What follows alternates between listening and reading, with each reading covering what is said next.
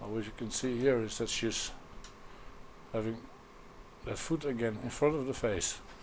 Because when you could see the face, that was just a moment that you said it's moving, and I said this is just the time. Look, if you watch now, the 3D again, you see the face. You see? You can see the upper lip again there. It's nicely closed. There's the lower lip. There's the point of the nose, the eye, the other eye. And here she's lying with her head against the uterus wall. You can see the face very nicely. As soon as she pops up her foot again, or holding her hand in front of it, the face is going to vanish.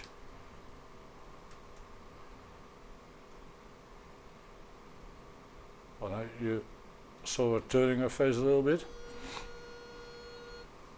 So what you see now is actually happening in your in the uterus, in the womb. It's called, I think, womb is it?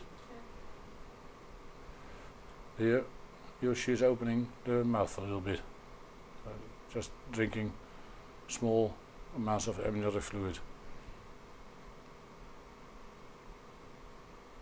But this is a good position, because now you can recognize the face.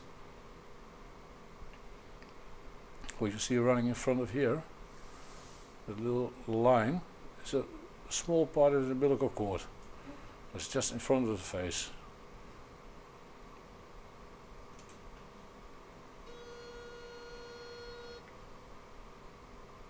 Because it's just lying in front of it.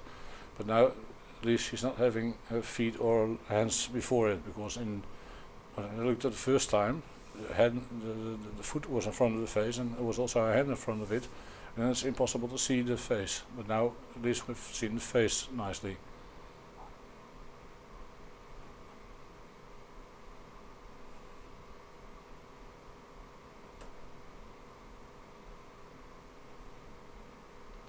And the umbilical cord, which you saw just before, was the part that you see running over there. So here's the forehead, there's the eyeball. You see parts of the umbilical cord running there. I can show it to you. That is what you see as that little stripe that's running just in front of the eye, because there's the eyeball. You saw, so here's the eyelids in front of it. You saw a little stripe, and it's a part of the umbilical cord what you saw in the 3D picture.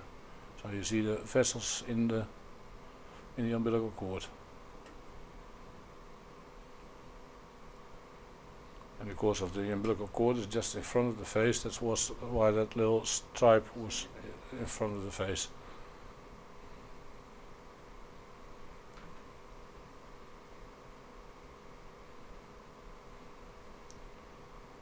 Now she's moving again with some hand for it as a part of the foot.